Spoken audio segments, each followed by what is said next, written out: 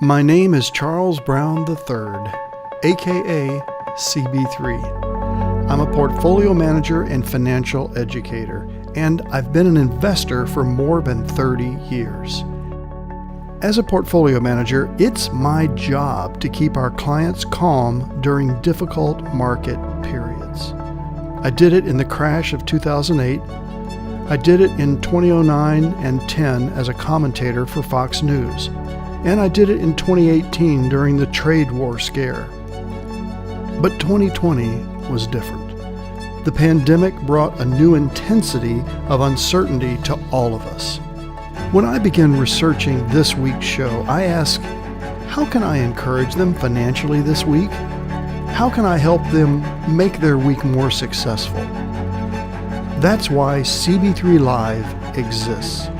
We've been on 2 platforms in 2 cities with the goal of providing financial truth and a sense of calm about what's happening right now. Every week, I look forward to providing financial peace of mind to my clients and listeners. It's for this reason that it's a privilege every single time I start a broadcast by saying, from COVID, U.S. policy, and world economics to clarity. This is CB3 Live.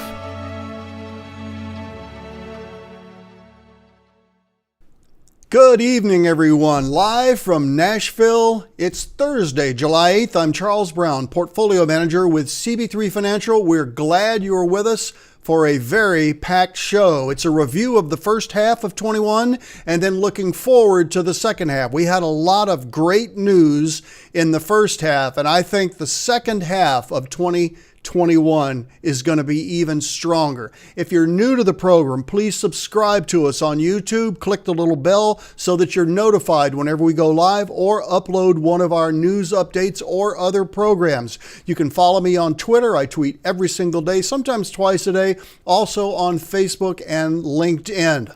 The world economy is what's got everybody's attention. That's how we start as we look back. The U.S. jobs report, and now we're talking about the June jobs report. Okay, it was great. I thought it was great. Non-farm payrolls increased by 850,000. The consensus for briefing, which is my favorite source, only 680. So even now, a year and a half into this pandemic, we're still beating expectations with employment numbers, and that's great to see. Now, the unemployment rate did rise, but that doesn't mean anything because there are so many people staying home collecting free money from the government, all right, rather than going in and getting a job. So the average work week actually decreased because of that, and the labor force participation rate was also unchanged. That should be increasing, and it's going to increase once the money finally runs out in the majority of states that are accepting all these bonuses or these bonus payments from the federal government. I've talked about this in past episodes. I'm not going to elaborate on it tonight, but there's a reckoning coming for those that have been sitting home and living off the dole of the government. Okay, so what we're seeing here, the key takeaway here is that the Fed, because of this report, is apt not to make any changes. We want to see no changes from the Fed because we already have a very accommodative Federal Reserve keeping interest rates low. And we think that this June employment situation, because of the tick up in the employment rate, still fell short of their stated goals. So what are they going to do? They're going to stay on track.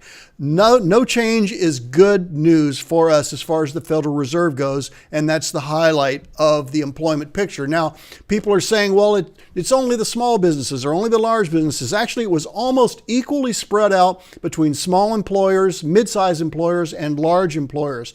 I'm giving you this data so that you can understand why in the first half of the year, the economy was so strong coming out of a pandemic, coming out of a recession. Remember, just until November, we were still officially in a recession. So why is there a concern at all? Well, because we still have record numbers of job openings. And that's because people aren't coming back to work. Again, because there's too much government assistance. In my opinion, as you well know from previous episodes, unneeded assistance. Look at this number. This is the number of unemployed people per job opening. So in the previous recessions, I want you to look at the gray bar there in 2001, 2008, and 2009. I'm sure you remember those. 2.5 to 3 people, 6.5 people available for one job. In the current recession, which has ended, of course, it actually behaved just the opposite. It's a 1-to-1 ratio. For every job that's available, there's one person available. That actually dipped below 1 at the end of 2020, and that trend is continuing. There are plenty of jobs. So when I see people out there holding up cardboard signs saying, can't find work, guys, that's just not true. It's simply not true. Now, people are leaving jobs. Why are they leaving jobs? Look at the blue bar here at the end of the graph. This is a record going back 5 years for people voluntarily leaving jobs.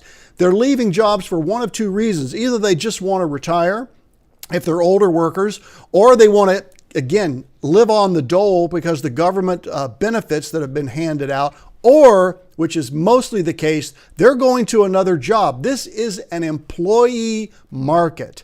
Okay, this is a seller's market. You hear me talking about seller's market in housing, which we'll get to later. We've been talking about that for a year and a half, but it's a seller's market in labor, favoring the actual workers. Okay, so why are they leaving? You saw that bar tick up. They're leaving because they're going to other industries where they can work from home. Now, I've been saying really since this pandemic started that the workforce in this country has changed its proclivities, word of the day, proclivities, and what they will accept for working environments. People want a better life-work mix, and they're able to get it when they find companies that are still paying good benefits, okay, good 401k matches, and being allowed to work at home 2, 3, 4, sometimes 5 days a week.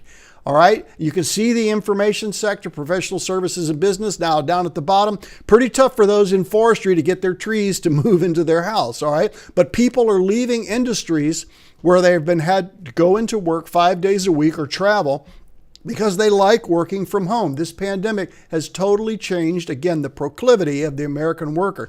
So employers aren't just struggling to hire new workers, they're looking like they have to work just as hard to keep who they have. And that's the exodus we've seen. This is the change in the workforce, but it's actually been good for the economy because it's creating a more natural demand from the employees to the employer. Okay, it's balancing it out. That's what we need to see. In COVID, I've not shown this stat for a long time, but it's just flatlining, guys. We continue to have less and less cases. And in fact, 100% of the cases in LA County last week, 100% were from people that were unvaccinated. So whether you believe in the vaccine or not, that's just a stat put out by the Los Angeles County information source, basically saying 100% of the COVID cases, and there were only a few, are from people that were unvaccinated. So what has happened that has made that COVID has made so unusual? Look at what these previous recessions, again, these are the same recessions that I showed you earlier. The gray line, what happens to U.S. wealth? It plummets, and you can see it on the chart. What do you see on the other side? 2021, it's actually rising. And that's for a multiplicity of reasons. People decided to save more. They took the money that they were getting from the government. Those that didn't stay home and live on it, they actually added to their savings. They invested in the market. We're going to see that later on too. This has been the most unusual recession recovery that I have ever seen in more than 30 years of doing this. So what is the aftermath of COVID here? I think these 6 areas that I'm highlighting are what I'm seeing. First of all, the great reshuffling from wealth to the exurbs. Now, that's like a combination between suburbs and rural areas. Money is leaving big cities because employees and businesses are moving to smaller markets. Oracle just came here to Nashville, or they will be coming to Nashville with thousands of jobs. Now, we're still a pretty good sized city, but not compared to Seattle, or not compared to San Francisco. What is number 2? The pandemic has altered shopping habits. I've been saying this. People are going to work from home. They're going to buy from home. They're going to have items delivered to their door. Delivery services, you're going to see the acceleration and acceptance of drone technology to deliver goods to people. Okay, high expectations and low vaccine acceptance pose recovery threats. I mentioned that just a few minutes ago about the Los Angeles County situation. Whether or not you believe the vaccine is for real, or whether it's somehow got some corruptive after effects in it that's been engineered by these companies. I'm not one of those people. There certainly is a contingency. About 26% of Americans refuse to be vaccinated. But the reality is that this country has recovered far more quickly than any other country in the world because we've had the vaccination. COVID vaccines will deliver long-term health benefits. Well, that's kind of obvious. So the three main producers, Moderna, Pfizer, Johnson & Johnson, even though they've had blips, still far more successful than AstraZeneca over in Europe. And it's just going to continue to be a boon for those companies and this country. The era of big government is back. And of course, that's exactly what the current administration wants. The Democrats are back in control, essentially, of all three branches of government, and they want big government. They want to control. I'll have a segment later on talking about why money and government should be separated. Stick around for that, please. And then finally, remote learning. This is a big change. There's going to be a lot of adjusting in the college, and I even think in the high school level, where remote learning has been proven or has been shown, I guess, in a year and a half to be very effective. And you're going to see more of that and more options for people in a college level to not have to attend on campus. In politics, the reason I have this section is because politics leads to policy, and policy has portfolio impact. And if it has portfolio impact, it has personal impact. And that's why we cover it.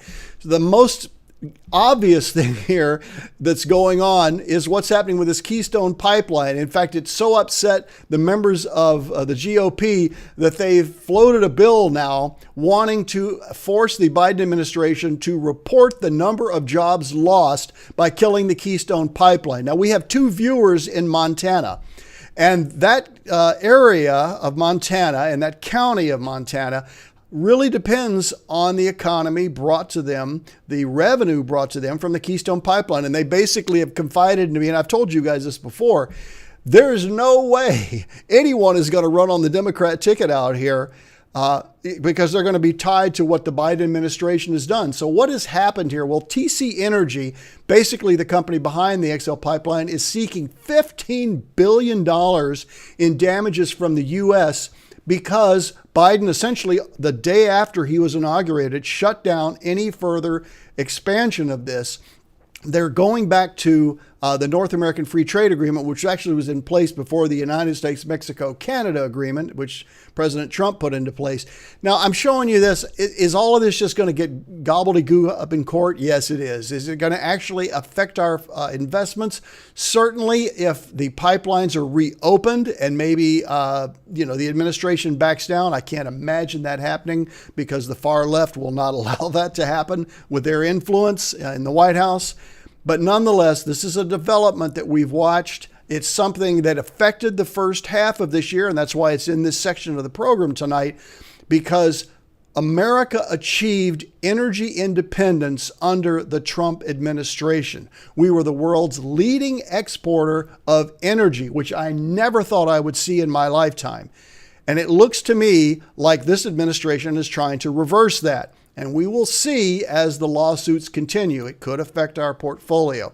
Also, on the political side, President Trump suing Facebook, Twitter, Google, and their CEOs for well over $1.3 billion. This is another event that's just going to tie things up in court. But could it affect our social media holdings? Possibly. I'll be watching for that.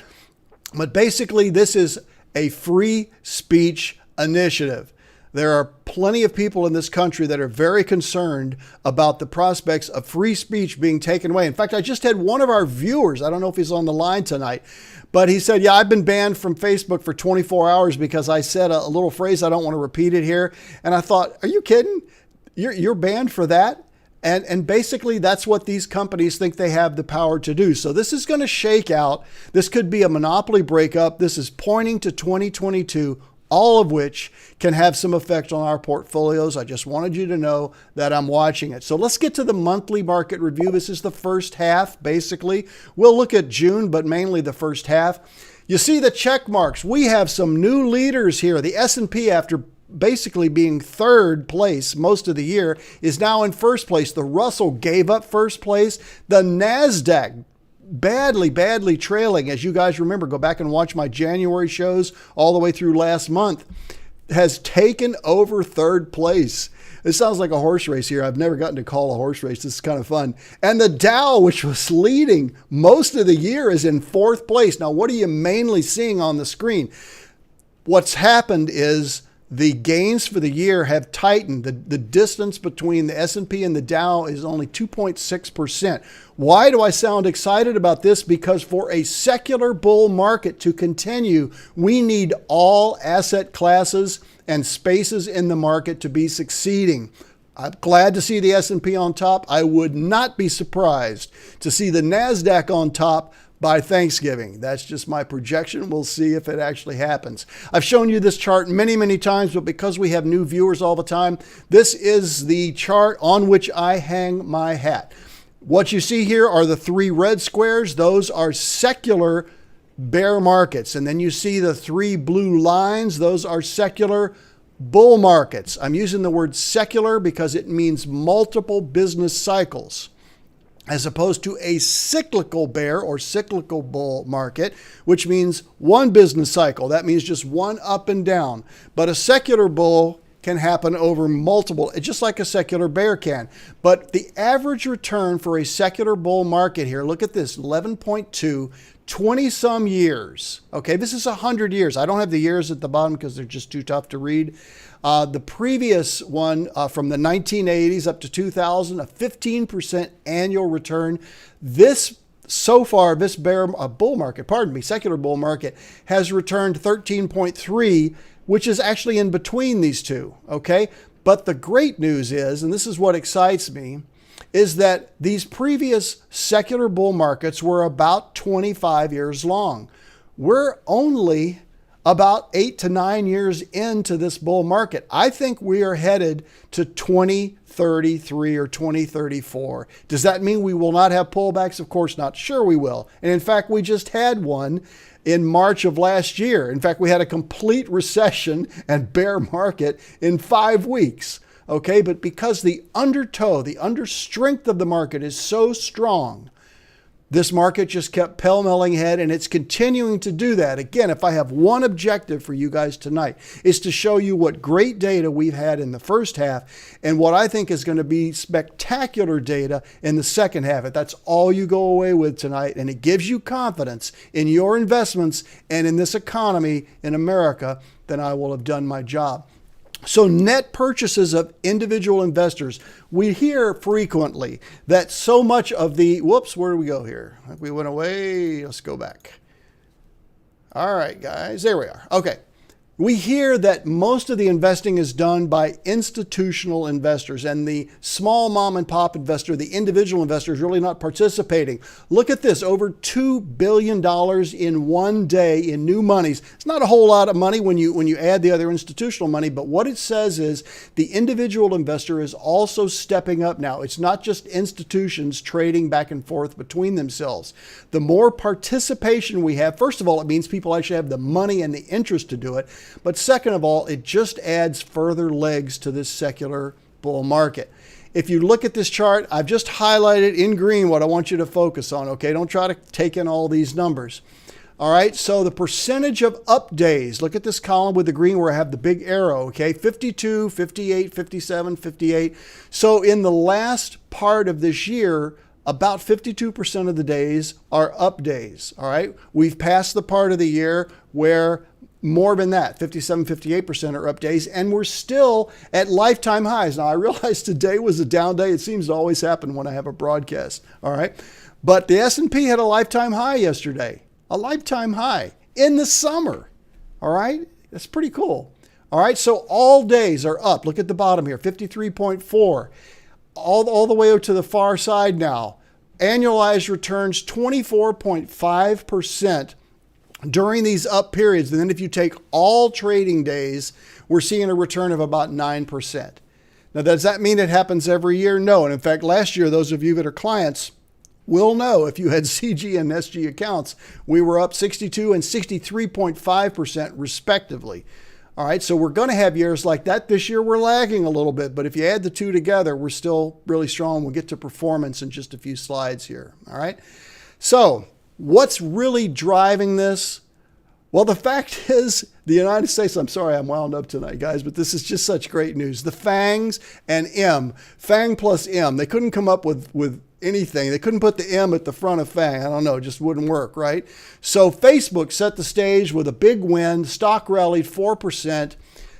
Just a huge amount of shares, 27 million shares trading place. Do you guys remember when I was first doing these shows? Those of you that used to attend my live shows, I would talk about soon, someday, we're going to have $1 trillion company. And then when I started doing these shows a year and a half ago, Apple was right at the precipice of being a $1 trillion company. Look at the numbers on the screen. 2.2, almost $2.25 trillion. Amazon, 1.7, Google, Microsoft.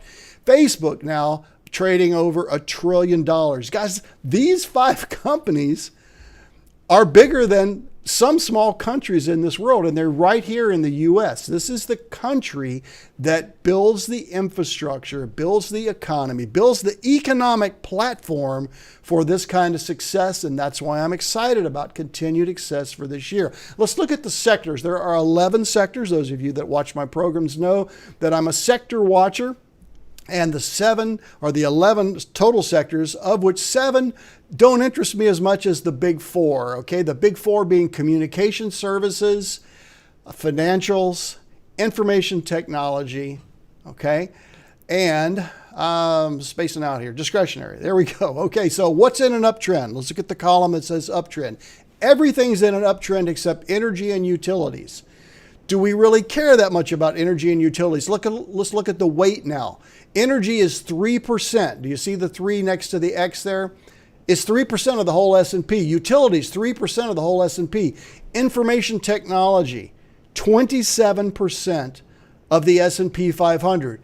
It hit a new high, hit a new closing high, and it's in an uptrend. You see all the green check marks.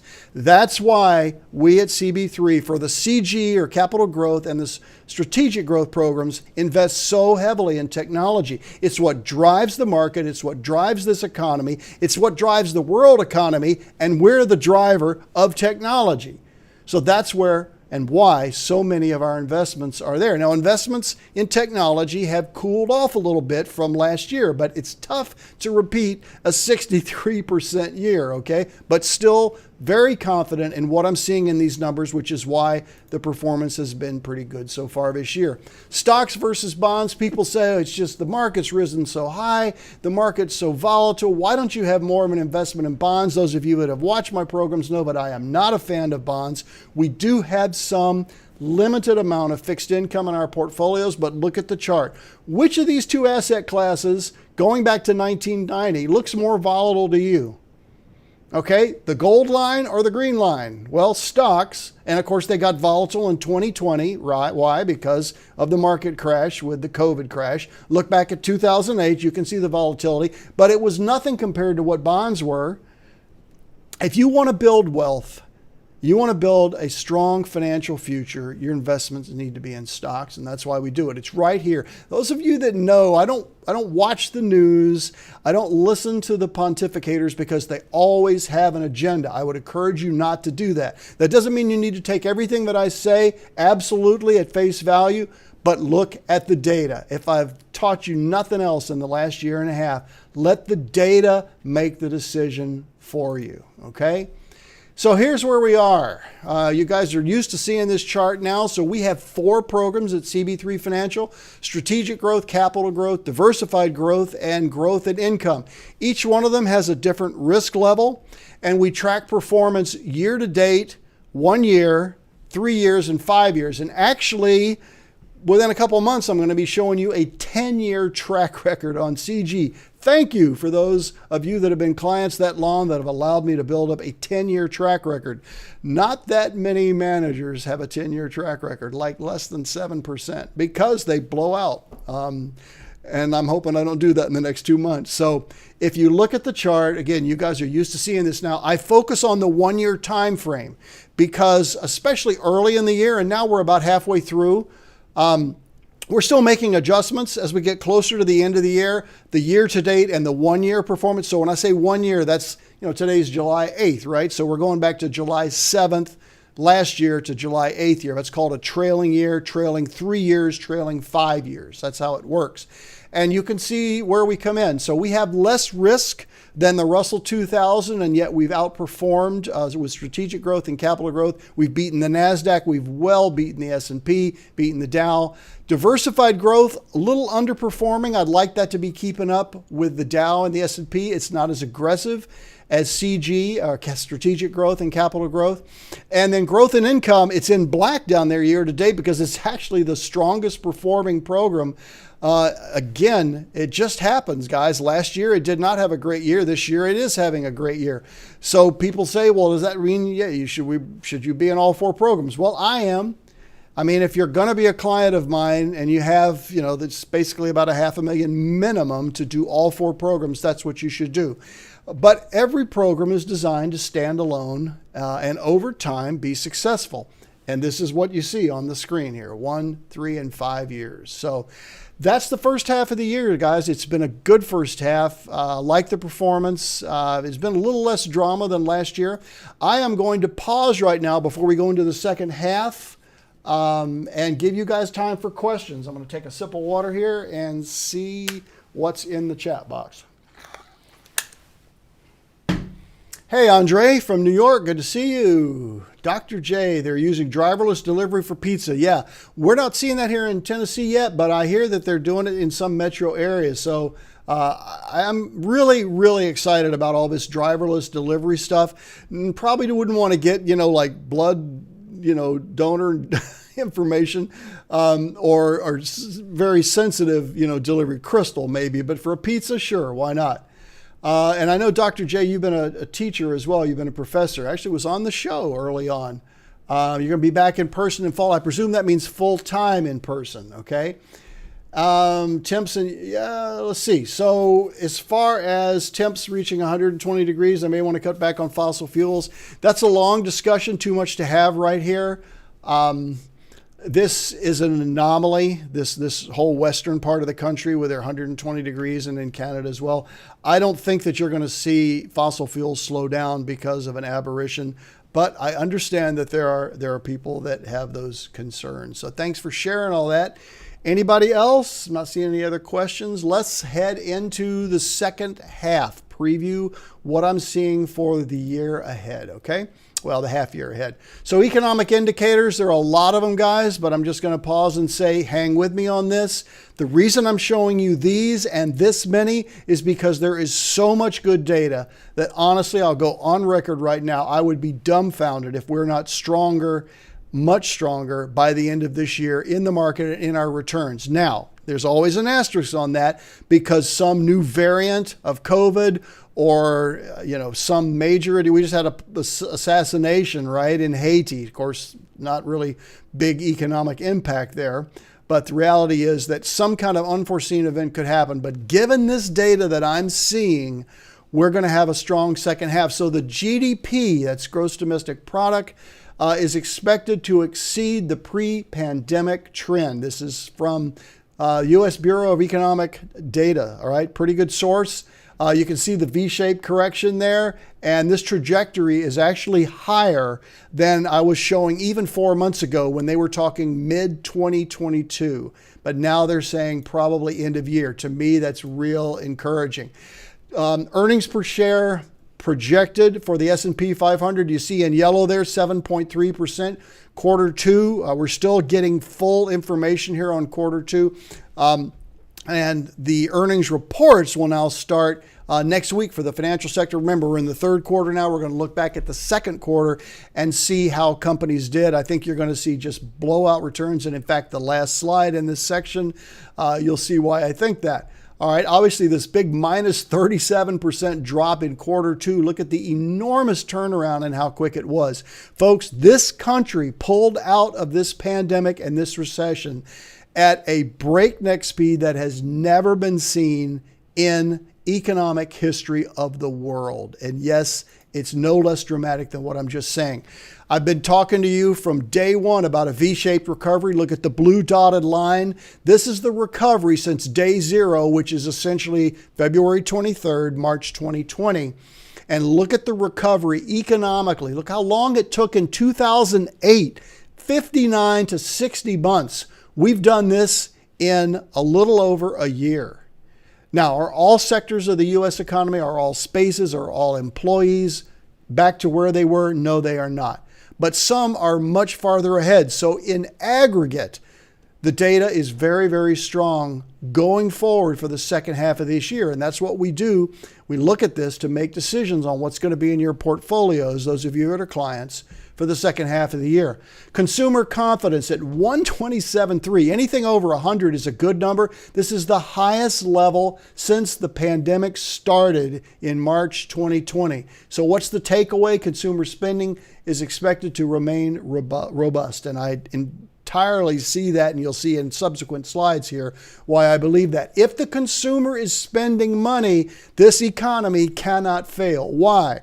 GDP, I just mentioned, gross domestic product, made up of three components: consumer spending, business spending, government spending. Of the three, consumer spending by far the most important at 68%. That's bumped up from 66% last year at this time. So another 2%. Doesn't sound like much, but in a $26 or $23 trillion economy, that's a lot of money. All right. Consumer spending will continue. Factory orders, key takeaway on this. Orders for manufacturing goods bounced back quickly after a small decline in April, which was the first decline in 12 months. So this is another extension, another component, if you will, of the V-shaped recovery. It's implying that April's dip was a normal slowdown, and we're going to get right back on this, especially as we kick into the autumn, which is traditionally a busier time, September through December. So payroll change. Obviously, the huge dip and the, once again, V-shaped recovery in leisure, personal spending, retail. Those industry groups have still not gotten back to where they were, but others have exceeded. And that's what's making overall that projection for GDP to get back on track by the end of this year, which is about 6 months earlier, which I thought was even optimistic when the government was putting out that data back in March and April. Okay, so what are people spending on? Well, they're taking out auto loans. They want to get new cars because rates are low. Why shouldn't they, right? They're putting money on credit cards and spending. And what does this mean? Not only is it a seller's market in real estate, it's a seller's market with cars. I mean, the chip shortage, I'm sure you guys hear about the chip shortage that is happening on new cars. People waiting and waiting and waiting. Ordering a car. I've got, again, another one of our viewers that said, I'm trying to get a truck, and basically they had to extend my lease because there are no chips available for the new truck that I've ordered. So they're just extending it month to month until my new truck can come off the assembly line. And I think that's just one case, and there are thousands and thousands of those. So you're seeing prices on cars selling above sticker price. Usually the sticker is just, the high price that you just negotiate down from. Not so right now. Why is that? Backload of orders. This is the ISM services industry, so Institute of Supply Management. I use this data every time I do a show, and it's just off the charts again. Go back to 2005. Not seen this kind of recovery ever, that the speed and the velocity that we're seeing, okay? Again, why am I showing you all these? Just want to make sure this is sinking in. I'm showing you these because this is the data that I use to make decisions for your portfolio for the second half of the year, all right? Do we have consumer price changes? Yes. I need to cover the inflation section right here. As you can tell, I'm not really concerned because I believe this is transitory. You know the word. Transitory. It means it's not permanent. We are seeing increased prices: meat, poultry, fresh vegetables, food at home. All items is about 3, almost under 4%. Other food items higher. Why? People are eating at home. And producers are able to charge more. Now, there are other areas of the economy where they're not able to have this, although here we are back with the airlines. I don't know if you guys been on a plane, but the airports look like Grand Central Station. Even here in Nashville, it's just astounding to me. There are so many people out there and they want to be traveling, okay? Core PCE, this is personal consumption expenditures, up 3.1%. This is the highest amount since January 2020. This could imply inflation. Folks, it's not going to stick. Think of those of you that have lived in the north and you've gotten a car stuck in the snow. You are putting that car in essentially driving 100 miles an hour as fast as your engine will go to get out of that ditch. But the minute you're out of the ditch, you're not going to keep going 100 miles an hour. Okay, you're going to slow back down, most people will anyway, and go the speed that you need to go to, travel where you're going. That's what we're doing here. We are rocketing out of the doldrums. And this inflation that we're seeing is transitory. I do not believe that it's going to last for more than a quarter or two. I just do not, okay?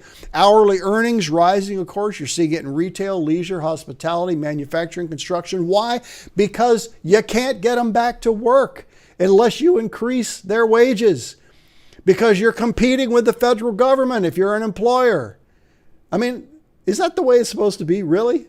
Competing with the federal government and all the freebie handouts? Like, as I've told you about the time I tried to get an Uber here and no cars available. The guy I finally got, he said, yeah, everybody's staying home. They're just taking their check.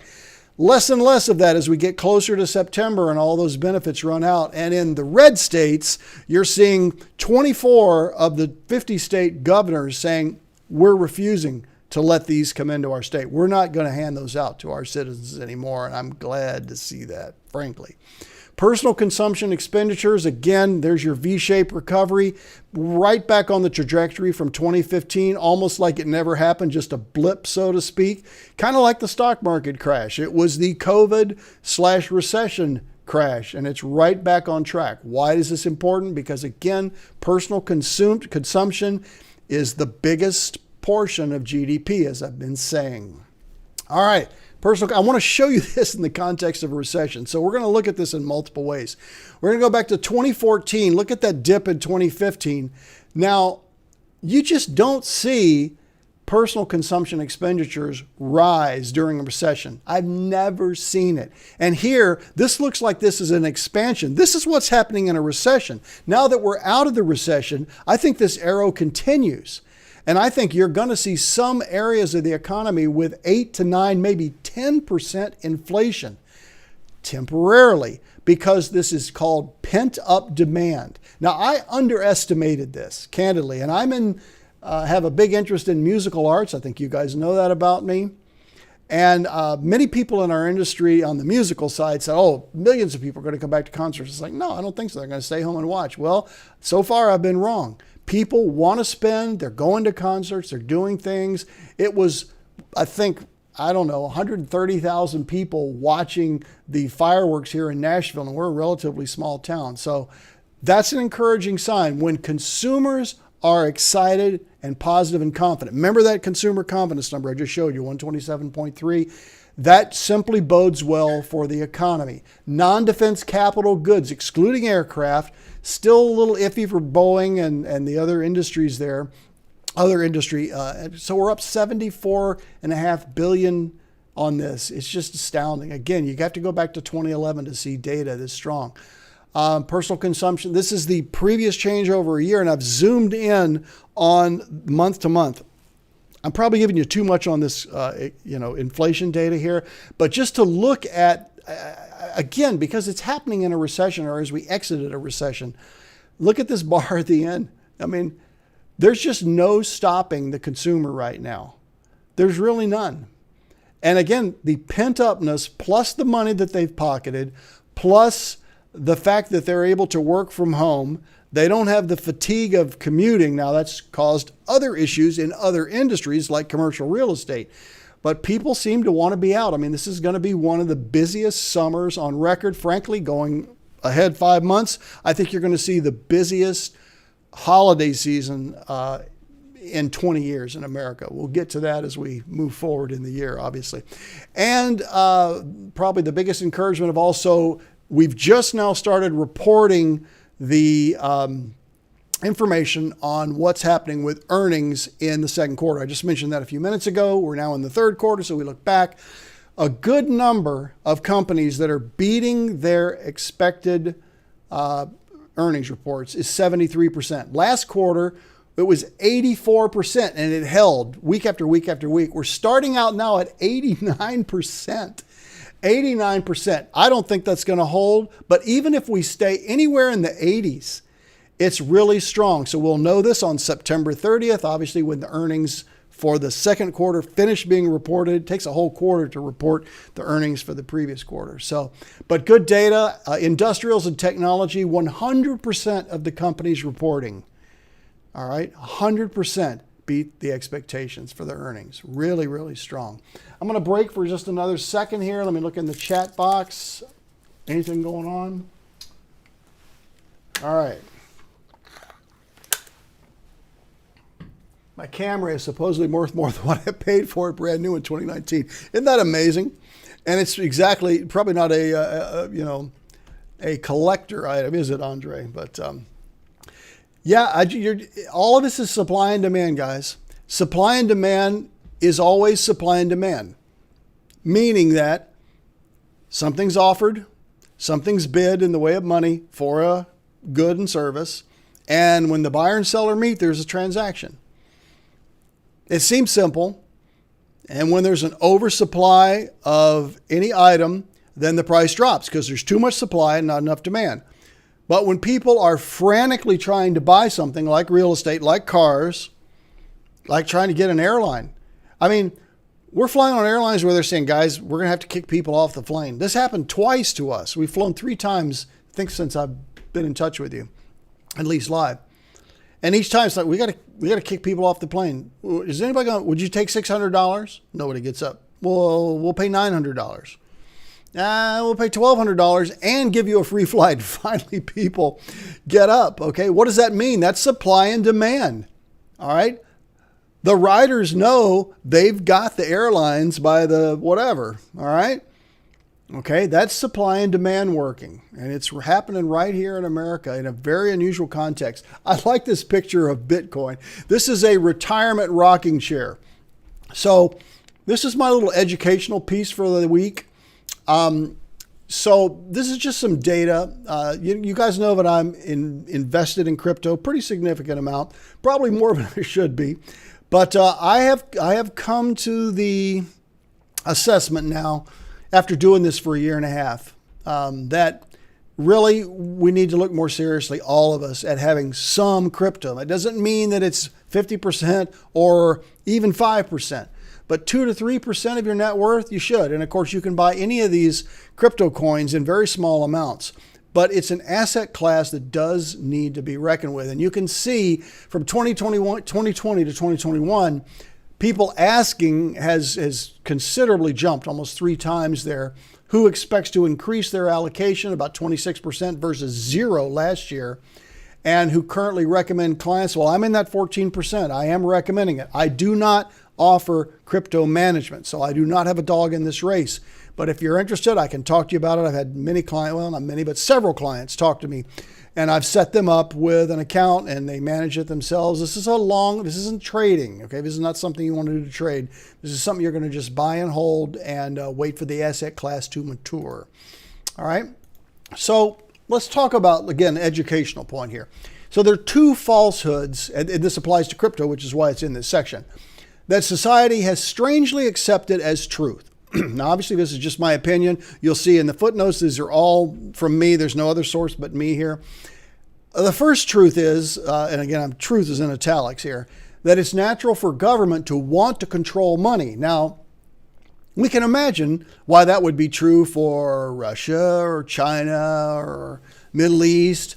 But the United States government, would they actually want to control money and control us? No, they would never want to do that, right? Sure. Okay, number 2, inflation is necessary. Neither of these is true. People argue in favor of separating powerful institutions when it comes to church and state, yet they do not apply that same logic when discussing money and the state. If the state has the ability to regulate money, they're going to use it. If they have the ability to manipulate money, they're going to use it. And the reason I'm mentioning this is because this is very much in the forefront of the discussion right now. How much government control is going to be asserted over the crypto market? When government is given full control over money, it has the capacity to debase, that means inflate, debase the money as its ruling party sees fit. I need to read that again. I need you guys to just follow what I'm saying here. This is really important. When government is given full control over money, which they have been in virtually every major country in this world, it has the capacity to debase money as its ruling party sees fit. That's not a place we want to be. The reason our dollar continues to be worth less and less from what it was worth when we were born is because various administrations, Republican and Democrat, have debased it by inflating it, by printing money. If you print more of something, you debase it. You just absolutely do that. So everyone's aware of the perils of hyperinflation, yet people are unfazed. And I'm sure it's not you guys because you're watching me and you're listening to what I'm saying here, and I hope following this. But people remain unfazed by the power and the ability of a small few to arbitrarily expand the money supply, print money. This is why the crypto market was designed. As you know from watching my program, Bitcoin is one of many, many, many coins. But one of its unique factors is that there are only 21 million Bitcoins that will ever be made, which means it has limited issuance. If it has limited issuance, it can't inflate because people print more. You're not going to wake up tomorrow and, oh, they just found another million Bitcoins. Because when that happens, Bitcoin's going to drop in price, just like the dollar drops in price and everything associated with it. All right, it's important that you understand that this is why the crypto market is so much in focus right now. One of the most important qualities of money is its portability over space and time. I need to read that again. Take this in, guys. One of the most important qualities of money is its portability. Its portability over space and time. Fiat is dollars, yens, pounds, euros. Fiat is good for geographically transferring. That means from the US to Asia, from Germany to South Africa. That's geographically. Why? Because you can measure it. Okay, you can basically move it around because these currencies are traded. The largest market in the world actually is not the stock market, it's not the bond market, it's the currency market. And at some point it may well be the crypto market as well. All right? So there are restrictions, of course, but basically that's what fiat money is good for. But fiat is terrible at transferring value across time. Fiat is good for geographic transfers, but it's terrible across time. Why? Because it's going to lose value. It's going to lose purchasing power each year because of inflation, and it's going to get diluted if the power of the party in charge decides to issue more of it. That is why the crypto market exists. All right, I hope that helped. If you've got questions on that, throw them in the chat box here. Let's look at housing. Really just the same story here. U.S. existing home prices hit a record high in May. Year-over-year price increase, highest since 1999. I think this trend is going to continue. Why do I think this is so important for the second half of 1999? Because I'm looking at my own portfolio and clients' portfolios. They seem to have a mix of stocks, some bonds, crypto, some crypto, and real estate. Okay, and real estate, instead of having an appreciation rate to 3 to 4%, we're now seeing a much higher rate, which I'm going to talk about here in just the next slide or two. Okay, so median sales prices of existing homes, again, in a recession, look at this skyrocket. This has never happened in real estate history, in the history of as long as we've been keeping data, certainly not in the 30 plus years I've been doing this. This is the median sales price of a home, and it's rocketed like this during a recession. Needless to say, in previous recessions, it went just the opposite. Okay? Year over year appreciation price. Now, this is not the actual cost. Let's go back and look at this chart here. All right? Because I want to show the difference. This is change of median sales price. This is the appreciation percentage of the market. Now, our home, since we purchased this, we purchased it on December 18th, so we're now, let's call it 7 months into this. We're at about a 14% appreciation. This HPA entity, the EIA Housing Center, is projecting 17 to 18% on a trailing year this year and next year. Look at the last line here. We expect double-digit levels through 2021, 2022. And this isn't just located in Nashville and other exurbs, as they're saying. This is all over the country. So this increase in this part of many people's portfolios is an important factor, because people will say often, maybe I'm going to go buy a second piece of property. Maybe I'm going to leverage. There's all kinds of discussions to have there too, but this is the sort of thing we're following in the second half. If you sell a house these days, the buyer person say, what does that mean? Because it means a developer goes in, he buys up a bunch of land, she builds 40 homes, and rather than them selling it, they just get a check from a hedge fund in New York or something for, a gazillion dollars, $120 million. And the hedge fund holds it in a portfolio and then starts selling it out. I mean, that's what you're seeing with real estate now becoming a semi-liquid asset class. It's just fascinating, okay? And I think it bodes well, again, for the second half. You have two sets of buyers. You have residential buyers and you have institutional buyers for residential real estate. It's crazy. It's crazy, all right? But it's a good development. There's no downside to it, I guess, unless you're next to the development. So in American Energy, I'm just going to mention this story again. I mentioned it up front, but I think it's important that you realize that TC Energy and other entities that have been harmed by the current administration shutting down the pipeline and the desire to continue to basically attack the fossil fuel industry, you're going to see more litigation.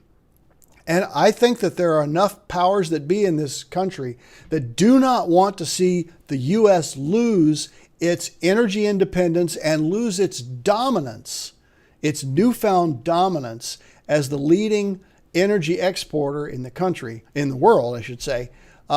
This is going to be a real battle, and this is going to play out in the energy sector. I'm all for green energy. I'm not saying we shouldn't do that, but it needs to be reliable, and there is going to be a transition from fossil to green energy. I don't know how long it's going to take. I'm watching to see, believe me, because I have significant reason to invest in these areas as they develop, but you get too far ahead of the curve and it doesn't work for you. So anyway, all right, guys, that's it. These are the areas we've covered tonight. If you've got questions for me, with this 25-second delay, I am going to just go through a few things here. You guys get some questions in the chat box. So our next live show is Thursday, August 19th. I'm doing a lot of traveling this summer. That's actually the last show before Labor Day, and we'll just make a decision after Labor Day. Let me hear from you guys. Do you guys like the weekly format? Is once a month, sufficient for you? We obviously want to, get in front of as many people as we can. It's good for them, good for you guys. It makes the chat box a little more active here. But that's our next live show, so put it on your calendar. Of course, we'll send you an email. I have started CB3 Live Update. I did one from Florida.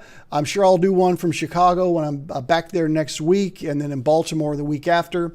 And then New Hampshire after that, and Long Island after that. So, and then we'll be back here obviously for that August show. But we do have this update. It's pre-recorded, but just letting you know when something happens in the market.